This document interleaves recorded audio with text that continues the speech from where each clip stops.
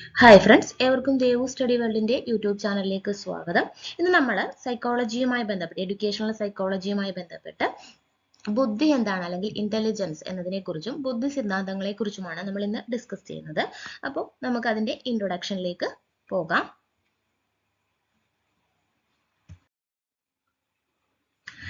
ബുദ്ധി അല്ലെങ്കിൽ ഇന്റലിജൻസ് എന്ന പദം ആദ്യമായിട്ട് മുന്നോട്ട് വെച്ചത് ആരാണ്? സിസറോ ആണ്.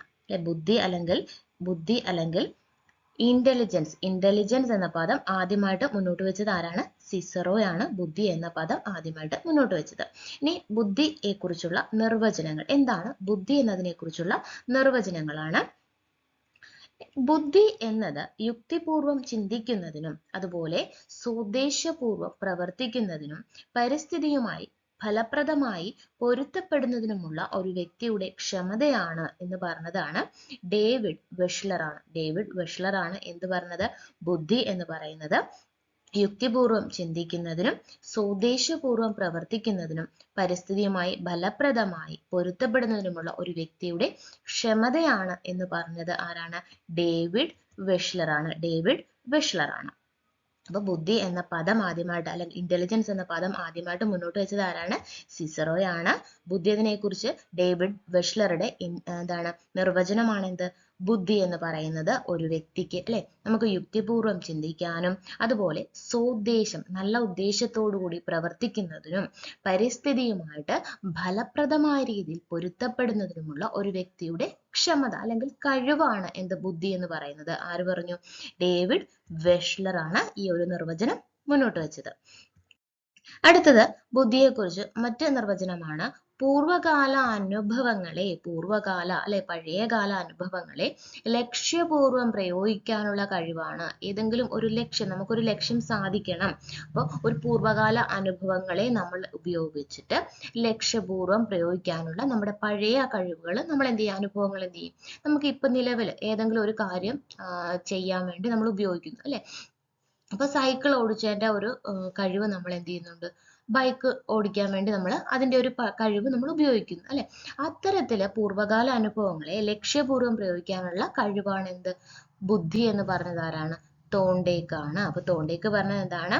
പൂർവ്വകാല അനുഭവങ്ങളെ ലക്ഷ്യപൂർവ്വം പ്രയോഗിക്കാനുള്ള കഴിവാണ് ബുദ്ധി എന്ന് പറഞ്ഞത് ആരാണ്? തോണ്ടേക്കാണ്. നെക്സ്റ്റ്, അനുഭവങ്ങളിൽ നിന്ന് അനായാസം പഠിക്കുന്നതിനും അമൂർത്തമായി ചിന്തിക്കുന്നതിനുമുള്ള കഴിവാണ് ബുദ്ധി എന്ന് പറഞ്ഞത് ആരാണ്? Flynn J R. അതായത് നമ്മൾ പഠിക്കുന്നത് എന്തിൽ നിന്നാണെന്നാണ് പറയുന്നത്? അനുഭവങ്ങളിൽ നിന്ന് നമ്മൾ എന്ത് ചെയ്യുന്നുണ്ട്? അനായാസം പഠിക്കുന്നതിനും അനുഭവങ്ങളിൽ നിന്നാണ് നമ്മൾ എളുപ്പത്തിൽ കാര്യങ്ങൾ പഠിക്കുന്നതെന്നും അതുപോലെ അമൂർത്തമായി ചിന്തിക്കുന്നതും. അപ്പൊ അങ്ങനെ അനുഭവങ്ങളിൽ നിന്ന് കാര്യങ്ങൾ പഠിച്ചെടുക്കാനും അമൂർത്തമായിട്ട് ചിന്തിക്കാനുമുള്ള ഒരു കഴിവുണ്ട്. അതാണ് ബുദ്ധി എന്ന് പറഞ്ഞതാണ് ആര്? ഫ്ലിൻ ജെ ആർ ആണ്. നെക്സ്റ്റ്, പഠിക്കാനും അനുഭവങ്ങളിൽ നിന്ന് പാഠം ഉൾക്കൊണ്ട് സാഹചര്യങ്ങളുടെ വെല്ലുവിളികളെ അതിജീവിക്കാനുമുള്ള കഴിവാണ് ബുദ്ധി എന്ന് പറഞ്ഞത് ആരാണ്? അത് സിറിൽ ബർട്ട് ആണ്. അപ്പം നമുക്ക് പഠിക്കാനും നമ്മളുടെ അനുഭവങ്ങളിൽ നിന്ന് നമ്മൾ എന്ത് ചെയ്യും? പാഠങ്ങൾ ഉൾക്കൊണ്ടുകൊണ്ടിട്ട് നമ്മൾ ഏതൊരു സാഹചര്യവുമായോ ആ സാഹചര്യങ്ങളിലെ നമുക്ക് ഉണ്ടാകുന്ന വെല്ലുവിളികളെ അതിജീവിക്കാനുമുള്ള കഴിവാണ് ബുദ്ധി എന്ന് പറയുന്നതാണ് സിറിൽ ബർട്ട്. ഇപ്പൊ എല്ലാവരും പറഞ്ഞ എന്താണ്? അനുഭവങ്ങളുമായി ബന്ധപ്പെട്ടാണ് അല്ലെ? അനുഭവങ്ങളിൽ നിന്നാണ് നമ്മൾ എന്ത് പഠിക്കുന്നത്? കാര്യങ്ങൾ പഠിക്കുന്നതും നമ്മുടെ ലക്ഷ്യങ്ങൾ വീണ്ടും നമ്മുടെ പഴയ അനുഭവങ്ങളിൽ നിന്നാണ് ഓരോ കാര്യങ്ങളും നമ്മൾ പുതിയ അനുഭവങ്ങളിലേക്ക് കൊണ്ടുവരുന്നതെന്നൊക്കെ പറഞ്ഞത് ആരാണ്? അത് തോണ്ടേക്കാണ്. അതുപോലെ അനുഭവങ്ങളിൽ നിന്ന് നമ്മൾ കാര്യങ്ങൾ എളുപ്പത്തിൽ പഠിക്കുകയും ചിന്തിക്കുകയും ചെയ്യുന്ന കഴിവാണ് ബുദ്ധി എന്ന് പറഞ്ഞത് ആരാണ്? ഫ്ലിൻ ജെ ആർ ആണ്. എന്നാൽ പഠിക്കാനും അനുഭവങ്ങളിൽ നിന്ന് പാഠം ഉൾക്കൊണ്ടിട്ട് നമ്മുടെ സാഹചര്യങ്ങളുടെ വെല്ലുവിളികളെ അതിജീവിക്കാനുള്ള കഴിവാണ് ബുദ്ധി എന്ന് പറഞ്ഞത് എന്താണ്? സിറിൽ ബർട്ട്. ഇവരൊക്കെ നമ്മുടെ എന്തിനെ കുറിച്ചാണ്? ബുദ്ധിയെ കുറിച്ചുള്ള നിർവചനങ്ങളാണ് തന്നിരിക്കുന്നത്. നെക്സ്റ്റ്, നമുക്ക് ബിനെ സൈമൺ അല്ലെ? നമുക്കറിയാം ബുദ്ധിമാപിനി ആദ്യമായിട്ട് കൊണ്ടുവന്നത് ആരാണ്? ബിനെ സൈമൺ ആണ്. അപ്പൊ അവര് പറഞ്ഞത് എന്താണ്? നമ്മുടെ തെളിഞ്ഞ ബോധത്തോടെ കാര്യങ്ങൾ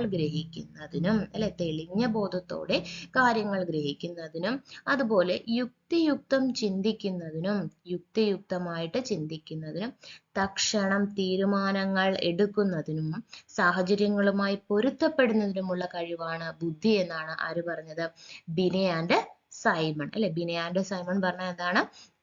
കാര്യങ്ങളെ തെളിഞ്ഞ ബോധത്തോടെ കാര്യങ്ങൾ ഗ്രഹിക്കുന്നതിനും ആ കാര്യങ്ങളെ യുക്തിയുക്തം ചിന്തിക്കുന്നതിനും ചിന്തിച്ചതിന് ശേഷം എന്ത് ചെയ്യുന്നുണ്ട്? അപ്പോൾ തന്നെ തക്ഷണം തന്നെ തീരുമാനങ്ങൾ എടുക്കുന്നതിനും ആ സാഹചര്യങ്ങളുമായിട്ട് പൊരുത്തപ്പെട്ടു പോകുന്നതിനുള്ള കഴിവാണ് ബുദ്ധി എന്ന് പറഞ്ഞതാണ് ആര്? ബിനെ സൈമൺ. ബിനെ സൈമൺ.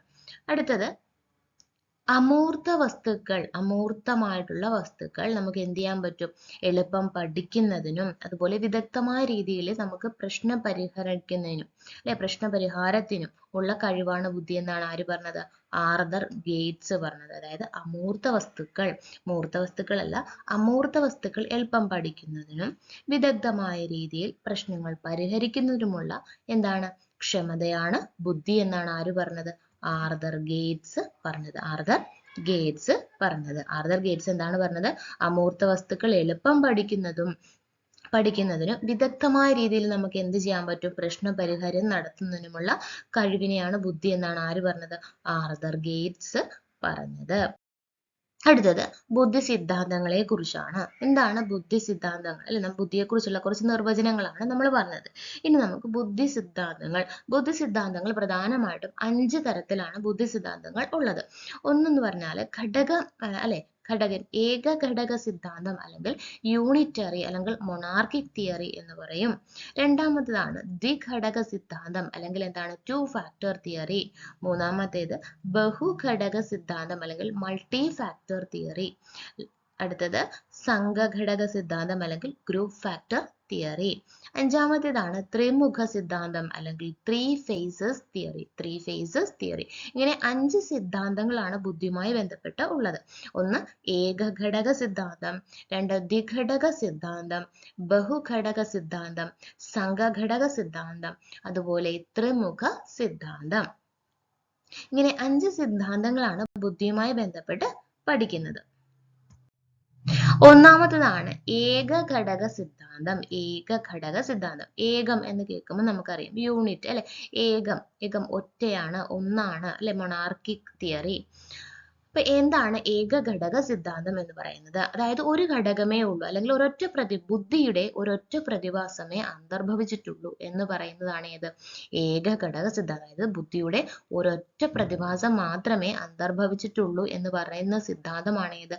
ഏകഘടക സിദ്ധാന്തം. അടുത്തതാണ് ദ്വിഘടക സിദ്ധാന്തം അല്ലെങ്കിൽ എന്താണ്? 2 ഫാക്ടർ തിയറി. നമുക്കറിയാം ഇതിന്റെ ഉപജ്ഞാതാവ് ചാൾസ് സ്പിയർമാൻ ആണ്. 2 ഫാക്ടർ തിയറിയുടെ ഉപജ്ഞാതാവ് ആരാണ്?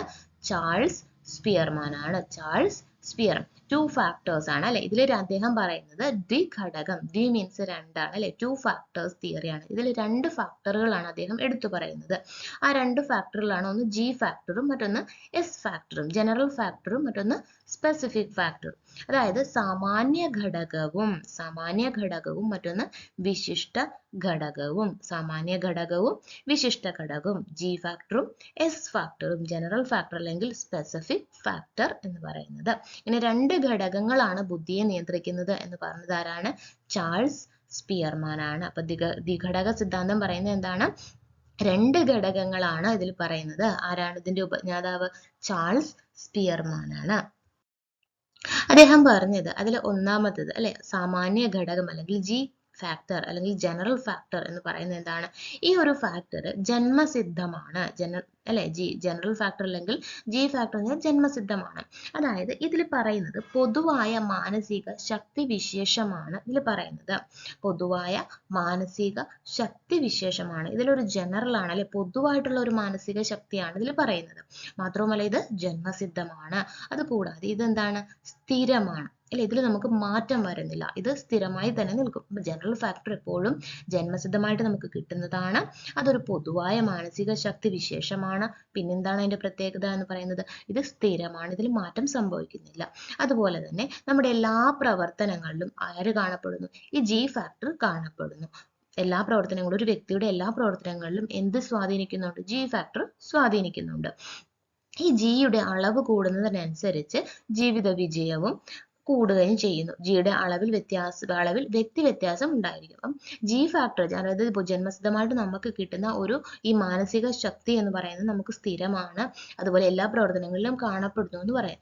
ഈ ജി ഫാക്ടറിന്റെ അളവ് കൂടുന്നതിനനുസരിച്ച് നമുക്ക് ജീവിത വിജയവും കൂടുന്നു എന്നാണ് പറയുന്നത്.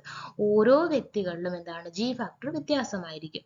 അപ്പൊ ഈ ജി ഫാക്ടർ എന്ന് പറയുന്നത് എന്താണ്, അതിന്റെ അളവിൽ എന്തുണ്ടാവും, വ്യക്തി വ്യത്യാസം എപ്പോഴും ഉണ്ടായിരിക്കും. ഇപ്പോൾ ഒരാളിൽ ഉണ്ടാവുന്ന ജി ഫാക്ടർ ആയിരിക്കില്ല അടുത്തൊരാളിൽ ഉണ്ടാകുന്നത്. പക്ഷെ ഒരാളിലുള്ള ആ ജി ഫാക്ടർ എന്ന് പറയുന്നത് എന്താണ്, ആ ജന്മസിദ്ധമാണ്. അത് നമുക്ക് എന്താൻ പറ്റില്ല, മാറ്റാൻ പറ്റത്തില്ല. അടുത്തതാണ് വിശിഷ്ട ഘടകം അല്ലെങ്കിൽ എന്താണ് സ്പെസിഫിക് ഫാക്ടർ എന്ന് പറയുന്നത്. വിശിഷ്ട ഘടകം അല്ലെങ്കിൽ സ്പെസിഫിക് ഫാക്ടർ ഇതിൽ പറയുന്നത് എന്ന് പറഞ്ഞാൽ ഇത് നമുക്ക് എന്താണ് ജന്മസിദ്ധമായിട്ട് കിട്ടുന്നതല്ല. നമ്മൾ എന്ത് ചെയ്യണം, പരിസ്ഥിതിയിൽ നിന്ന് ആർജിക്കപ്പെട്ടവയാണ് ഈ സ്പെസിഫിക് ഫാക്ടർ എന്ന് പറയുന്നത്, അല്ലെ? അതായത് ഒരു വ്യക്തിയുടെ ഓരോ പ്രവർത്തനത്തിലും നമ്മൾ എന്ത് പറഞ്ഞു, ജി ഫാക്ടർ ഉണ്ടെന്ന് പറഞ്ഞു, അതൊരു ജനറൽ ഫാക്ടർ ഉണ്ടെന്ന് പറഞ്ഞു. എന്നാൽ ഇവിടെ എസ് ഫാക്ടർ എന്ന് പറയുന്നത് ഒരു വ്യക്തിയുടെ ഓരോ പ്രവർത്തനത്തിലും എസ് ഘടകം ഒരേപോലെയല്ല പ്രവർത്തിക്കുന്നത്. എന്താണ്, വ്യത്യാസമുണ്ട്. ഞാനിപ്പോൾ ഒരു പ്രവൃത്തി ചെയ്യുന്നു, ആ പ്രവൃത്തി ചെയ്യുന്ന കളിക്കുന്നതിൽ ഞാൻ ഉപയോഗിക്കുന്ന എസ് ഘടകമായിരിക്കില്ല ഞാൻ പഠിക്കുമ്പോൾ ഉപയോഗിക്കുന്ന എസ് ഘടകം. അപ്പോൾ നമ്മുടെ ചെയ്യുന്ന ഓരോ പ്രവൃത്തിയിലും എസ് ഘടകം എന്ത് ചെയ്യുന്നുണ്ട്, വ്യത്യാസം ഉണ്ട്. എല്ലാ പ്രവൃത്തിയിലും ഒരേപോലെ. എന്നാൽ ജനറൽ ഫാക്ടർ എന്ന് പറഞ്ഞാൽ എന്താണ്, പഠിക്കുന്നതിലും കളിക്കുന്നതിലും ഒക്കെ എന്ത് ചെയ്യാണ്, ഒരേപോലെ ആയിരിക്കും പ്രവർത്തിക്കുന്നത്. എസ് ഘടകം എന്താണ്, അപ്പോൾ ഓരോ പ്രവൃത്തിയിലും എന്താണ്, എസ് ഘടകം വ്യത്യാസമുണ്ട്. ഇനി എസ് ഘടകത്തിന്റെ അളവിലും വ്യക്തി വ്യത്യാസം ഉണ്ടായിരിക്കും. അത് എല്ലാത്തിലും എന്താണ്, വ്യക്തി വ്യത്യാസം എല്ലാ ബുദ്ധിയിൽ എപ്പോഴും എന്താണ്, വ്യക്തി വ്യത്യാസം ഉണ്ടായിരിക്കും. ഒരാളുടെ കഴിവ് ഒരിക്കലും മറ്റൊരാൾക്കും, ഒരാളുടെ ബുദ്ധി ഒരിക്കലും മറ്റൊരാൾക്കും ഉണ്ടാവത്തില്ല. അപ്പൊ ജി ഫാക്ടറും എസ് ഫാക്ടറും എന്താണ്, വ്യക്തി വ്യത്യാസം ഉണ്ടായിരിക്കും. അപ്പോൾ എന്താണ് പറയുന്നത്, ജി ഫാക്ടർ എന്ന് പറഞ്ഞാൽ നമ്മൾ പറഞ്ഞു, എന്ത് പറഞ്ഞു, അത് നമുക്ക് ജന്മസിദ്ധമായിട്ട് കിട്ടുന്നതാണ്. എന്നാൽ എസ് ഫാക്ടർ എന്താണ്, പരിസ്ഥിതിയിൽ നിന്ന് നമ്മൾ ആർജിക്കുന്നതാണ്. ജി ഫാക്ടർ എന്ന് പറഞ്ഞാൽ എല്ലാ പ്രവർത്തനങ്ങളിലും ഒരേപോലെയാണ്. എസ് ഫാക്ടർ എന്ന് പറയുന്നത് എന്താണ്, ഓരോ പ്രവൃത്തിയിലും വ്യത്യാസം ഉണ്ടായിരിക്കും. ഇനി ജി ഫാക്ടറിന്റെ അളവ് കൂടുന്നതിനനുസരിച്ച് ജീവിത വിജയവും കൂടുന്നു എന്ന് നമ്മൾ പറഞ്ഞു. അതുപോലെ ജി ഫാക്ടറിൽ വ്യക്തി വ്യത്യാസം ഉണ്ടായിരിക്കും.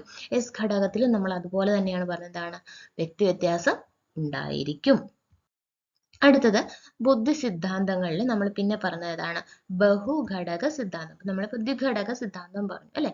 ഇനി അടുത്തതാണ് മൾട്ടി ഫാക്ടർ തിയറി. നമ്മൾ ഏകഘടകം പറഞ്ഞു, ഒരു ഫാക്ടർ ഉള്ളത് പറഞ്ഞു, രണ്ട് ഫാക്ടർ ഉള്ളത് പറഞ്ഞു, മൂന്നാമത്തെ എന്താണ്, ബഹുഘടക സിദ്ധാന്തം, അല്ലെ, മൾട്ടി ഫാക്ടർ തിയറി. ഇതിൽ പറയുന്നത് എന്തായിരിക്കും, നമുക്കറിയാം ഒത്തിരി ഘടകങ്ങൾ, അല്ലെ, ബുദ്ധിയെ നിയന്ത്രിക്കാനായിട്ട് ഒത്തിരി ഘടകങ്ങളാണ്, നിരവധി ഘടകങ്ങൾ ഇതിനകത്ത് ബുദ്ധിയെ നിയന്ത്രിക്കാനുണ്ടെന്നാണ് ബഹുഘടക സിദ്ധാന്തത്തിൽ പറയുന്നത്. അതായത് വിവിധ പ്രവർത്തനങ്ങളിൽ അന്തർഭവിച്ചിട്ടുള്ള നിരവധി പ്രത്യേക ശേഷികളുടെ, അല്ലെ, നിരവധി അതാണ് മൾട്ടി എന്ന് പറയുന്നത്, അല്ലെ, മൾട്ടി ഫാക്ടർ, നിരവധി പ്രത്യേക ശേഷികളുടെ ആകെ തുകയാണ് എന്ത് പറയുന്നത്, ബുദ്ധി എന്ന് ഇതിൽ പറയുന്നു, ബഹുഘടക സിദ്ധാന്തത്തിലാണ് പറയുന്നത്. വിവിധ പ്രവർത്തനങ്ങളെ അന്തർഭവിച്ചിട്ടുള്ള നിരവധി പ്രത്യേക ശേഷികളുടെ ഒരു ആകെ തുകയാണ് എന്ത്, ബുദ്ധി എന്നാണ് ബഹുഘടക സിദ്ധാന്തം പറയുന്നത്. ഈ ബഹുഘടക സിദ്ധാന്തം, അപ്പോൾ നമ്മൾ ബഹുഘടക സിദ്ധാന്തം പറയുന്നത് എന്താണ്, ബുദ്ധി എന്ന് പറയുന്നത് എന്താണ്, ഒരുപാട് പ്രവർത്തനങ്ങളുടെ ഒരുപാട് ശേഷികളെല്ലാം കൂടെ ചേർന്നിട്ട് ഒരു ആകെ തുകയാണ്. എന്നാൽ ഇവിടെ പറയുന്നത് എന്താണ്, അടുത്തൊരു സിദ്ധാന്തമാണ് സംഘഘടക സിദ്ധാന്തം. ഇതില് എന്താണ്, ഫാക്ടേഴ്സ് ഒത്തിരി ഉണ്ട്, പക്ഷെ ഇതൊരു ഗ്രൂപ്പ് ആണെന്നാണ് പറയുന്നത്, അല്ലെ? ഗ്രൂപ്പ് ഫാക്ടർ, സംഘമാണ്, സംഘങ്ങളായിട്ടാണ്, ഗ്രൂപ്പ് ഫാക്ടർ തിയറിയാണ് സംഘഘടക സിദ്ധാന്തം. ഇതിന്റെ ഉപജ്ഞാതാവ് തഴ്സ്റ്റൺ ആണ്. സംഘഘടക സിദ്ധാന്തത്തിന്റെ ഉപജ്ഞാതാവ് ആരാണ്, തഴ്സ്റ്റൺ ആണ്. ഇവിടെ നമ്മൾ ദ്വിഘടക സിദ്ധാന്തത്തിൽ ജി ഫാക്ടറും എസ് ഫാക്ടറും പറഞ്ഞില്ലേ, അതുപോലെ ജിയുടെ സ്ഥാനത്ത് നിരവധി പ്രാഥമിക ശേഷികളെ പ്രതിഷ്ഠിച്ചിട്ട് മാനവശേഷിയുള്ള നിരവധി സംഘങ്ങൾ ഉണ്ടെന്നാണ് ഇതിൽ പറയുന്നത്. അപ്പം എന്താണ് പറയുന്നത്, ജിയുടെ സ്ഥാനത്ത്, ഒരു ജനറൽ ഫാക്ടറിന്റെ സ്ഥാനത്ത് എന്തുണ്ട്, നിരവധി പ്രാഥമിക ശേഷികളാണ് ഉള്ളത്. അതിനെ പ്രതിഷ്ഠിച്ചിട്ട് ഒരു നിരവധി സംഘങ്ങളായിട്ടാണ് ഇതിൽ പറയുന്നത്. അതായത് അപ്പൊ നമുക്ക് എല്ലാം കൂടി ജനറൽ ഫാക്ടർ എന്ന് പറയുന്ന ഒരു ഘടകം മൊത്തത്തിലാണ് നമ്മൾ ടു ഫാക്ടർ തിയറിയിൽ പറഞ്ഞത്.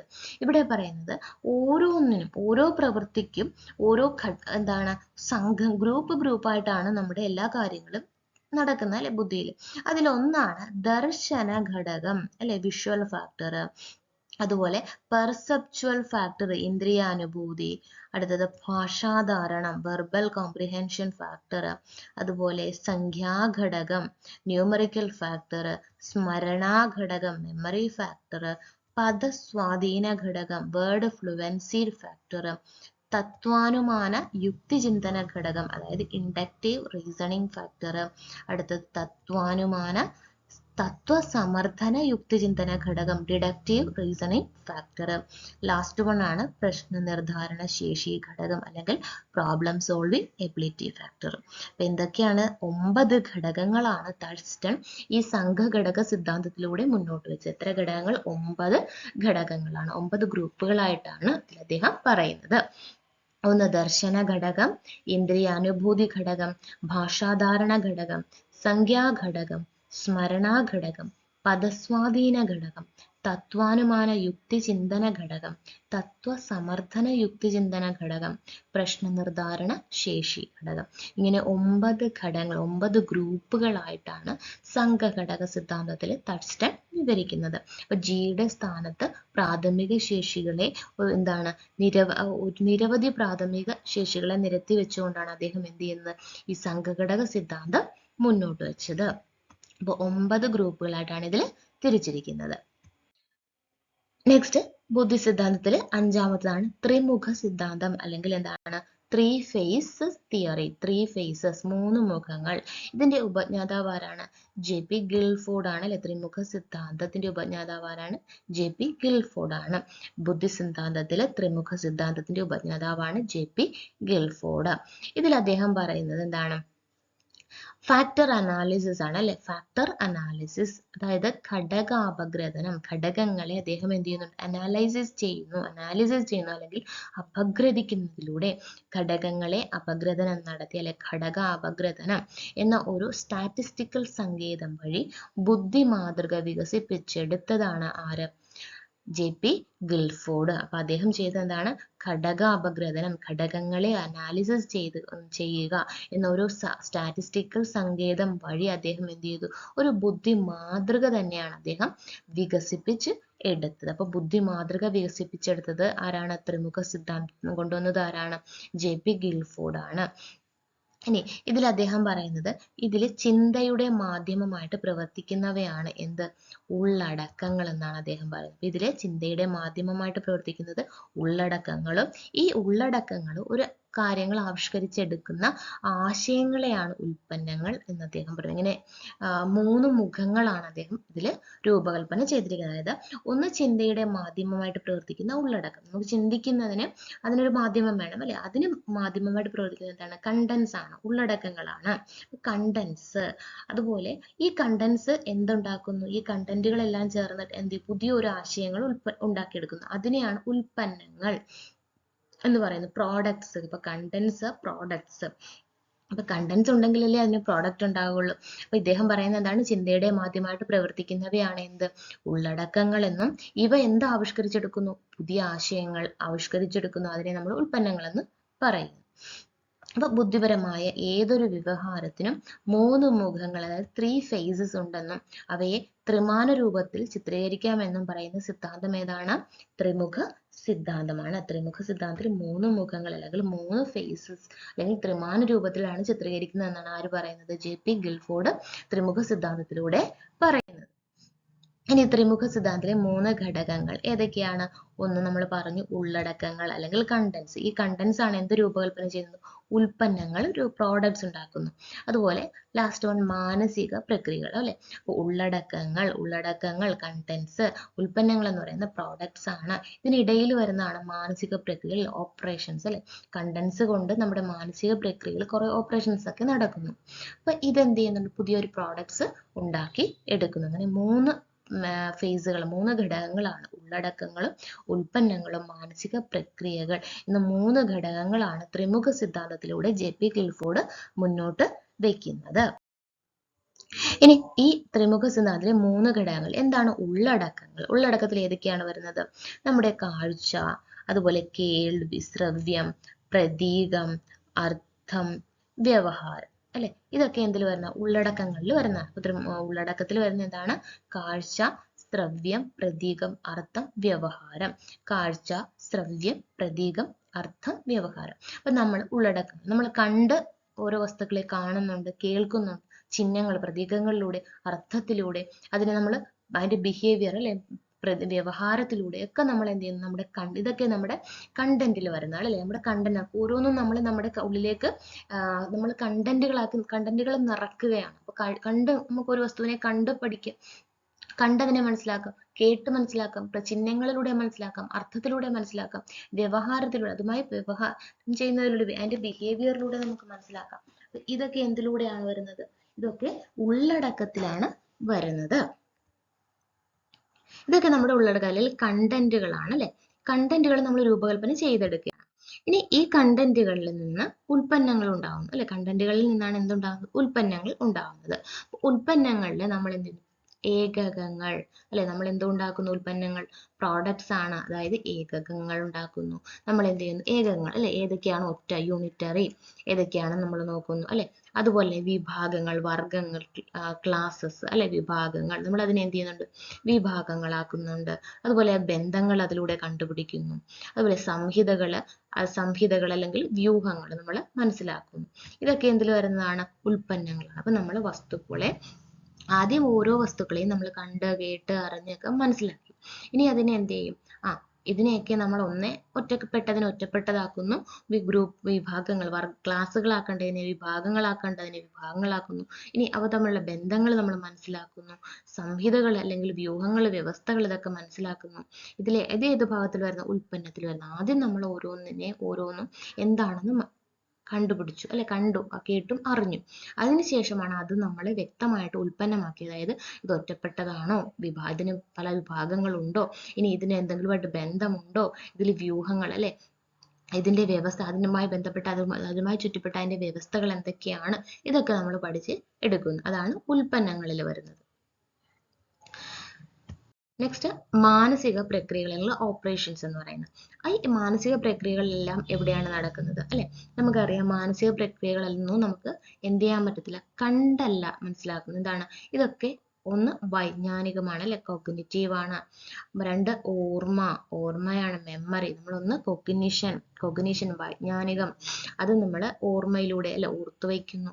പിന്നെ നമ്മൾ എന്ത് ചെയ്യുന്നുണ്ട്? ഡൈവേർജന്റ് തിങ്കിങ്, സംരചന ചിന്ത, ഇതൊക്കെ മൂല്യനിർണ്ണയം. ഇതൊക്കെ നമ്മൾ എവിടെയാണ്? നമ്മുടെ മനസ്സിൽ ചെയ്യുന്ന കാര്യങ്ങളാണ്, മാനസിക പ്രക്രിയകളാണ്. മറ്റത് നമ്മളുടെ ഉൽപ്പന്നവും പ്രോഡക്ട്സും ആണ്. പക്ഷെ നമ്മുടെ ഉള്ളിൽ നടക്കുന്ന കാര്യങ്ങൾ എന്തൊക്കെയാണ്? ഒന്ന് വൈജ്ഞാനികം, രണ്ട് ഓർമ്മ. നമ്മളൊരു വസ്തുവിനെ മനസ്സിലാക്കുന്നു, പിന്നെ അതിനെ ഓർക്കുന്നു, പിന്നെ അതിനെ നമ്മൾ ചിന്തിക്കും, അതിനെപ്പറ്റി ചിന്തിക്കുന്നു അല്ലെ. രണ്ട് രീതിയിൽ നമുക്ക് ചിന്തിക്കാം. വിവ്രജന ചിന്തയുമുണ്ട്, സംരചന ചിന്തയുമുണ്ട്. ലാസ്റ്റ് നമ്മൾ കുറിച്ചൊരു ഇവാലുവേഷൻ നടത്തുന്നു, മൂല്യനിർണ്ണയം നടത്തുന്നു. അപ്പൊ നമ്മൾ എന്താണ് 3 phase തിയറിയിൽ അല്ലെ, ത്രിമുഖ സിദ്ധാന്തത്തിലെ 3 ഘടകങ്ങൾ ഏതൊക്കെയാണ്? ഉള്ളടക്കങ്ങൾ, ഉൽപ്പന്നങ്ങൾ, മാനസിക പ്രക്രിയകൾ. അപ്പൊ ഇതാണ് ത്രിമുഖ സിദ്ധാന്തം അല്ലെ, 3 phases തിയറി പറയുന്നത്.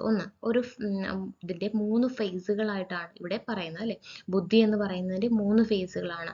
അതായത് visual, auditory, symbolic, semantic, behaviour അല്ലെ. ഇതെല്ലാം എന്തിൽ വരുന്നതാണ്? കണ്ടന്റ്സിൽ വരുന്നത്. നമ്മൾ ഒരു വസ്തുവിനെ ആദ്യം എന്ത് ചെയ്യുന്നുണ്ട്? കണ്ടും കേട്ടും തൊട്ടും അറിഞ്ഞും സിമ്പൽ കൊണ്ടും ഒക്കെ മനസ്സിലാക്കി. അതിന്റെ പ്രോഡക്ട്സ് ആണ്. നമ്മൾ ഏകകളായിട്ടും ക്ലാസ്സുകളായിട്ടും അതിന്റെ ബന്ധങ്ങളും അതിന്റെ സിസ്റ്റംസും ട്രാൻസ്ഫോർമേഷൻസും ഇംപ്ലിക്കേഷൻസും ഒക്കെ നമ്മൾ എന്ത് ചെയ്യുന്നുണ്ട്? മനസ്സിലാക്കിയെടുത്തു അല്ലെ. ഇതൊക്കെ നമുക്ക് പ്രോഡക്ട്സ് ആണ് അല്ലെ. അതിൽ നമുക്ക് ലാസ്റ്റ് ഓപ്പറേഷൻസ് എന്ന് പറഞ്ഞാൽ നമ്മുടെ മനസ്സിനുള്ളിൽ നടക്കുന്ന പ്രവർത്തനങ്ങളാണ്.